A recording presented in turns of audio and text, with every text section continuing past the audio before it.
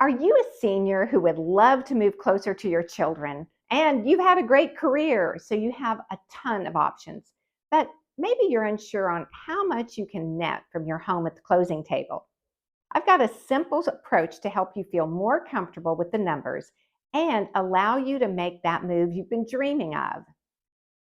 I see it a lot with the seniors I work with. So tell me if this sounds like you. You do plenty of research online to figure out what your home could be worth, but every page says something a little bit different. It's also been over a decade since the last time you were on the market, so it's unclear what attorney fees to expect or what concessions buyers might want these days. Sound familiar? I've worked with many senior clients, and I want to give you a behind the scenes look at a single sheet of paper I review with every single client that provides some clarity and peace of mind as you're making the decision to sell your home. It's called a net estimated proceeds of sale, or net sheet for short. Let me show you an example. So typically when I meet with people, we wind up sitting down at the kitchen table and ultimately run a net sheet. So this is what an estimated net sheet looks like for a seller.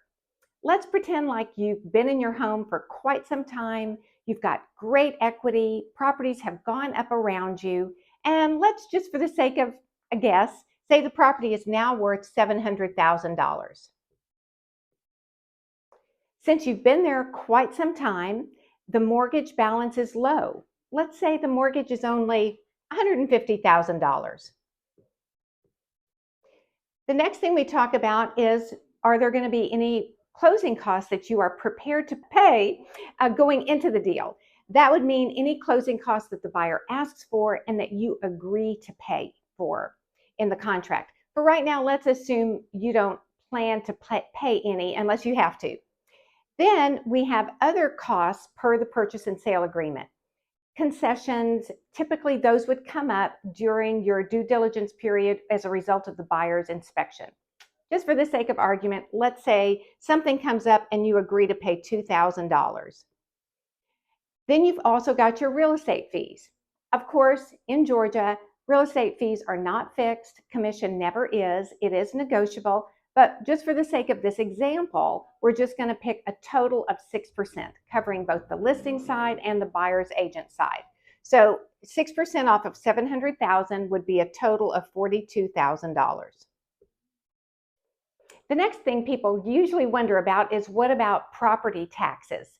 Those are always prorated at the closing table. So it depends on what time of year that you close as to what that number is that you're either going to give a credit to the buyer so that they can pay the whole bill in the fall, or sometimes you've already paid the bill in the fall and you're closing at the end of November, so the buyer is going to give you a proration from the date of closing till December 31st of that year. Make sense?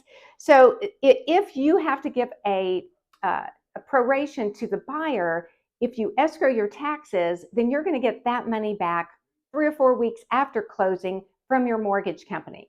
So because it kind of zeroes out most of the time, I'm not going to put a number in there, but we can always run it at the kitchen table.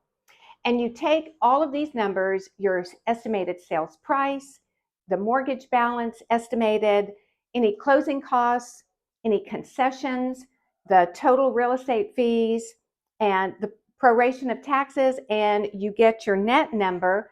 Your walkaway number here is $506,000. All right, so there are a lot of things you can do with that money. You might want to take all of that money and just pay cash for another property that suits you better.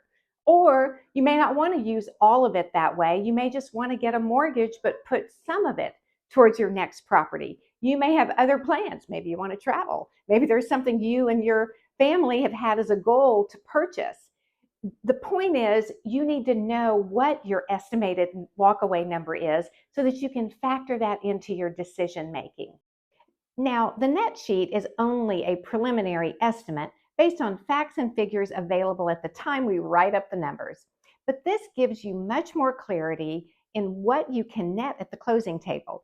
I sometimes write up a range to account for varying scenarios for further peace of mind for people. See how it all adds up? With the net sheet, you'll at least have a solid understanding of the financial aspects of selling your home. No more guessing, no more uncertainty. If you found this net sheet review helpful, don't forget to hit that subscribe button for more of my best strategies. Ready to take the next step towards your dream move? Use the free home estimate link in the notes below to start the process of finding the estimated sales price number we need for the first blank of the net sheet. Then I'll reach out to you to work together to fill out the rest. Don't let those numbers hold you back any longer. Your dream home is closer than you think. Thanks for watching, and I look forward to helping you along on your journey.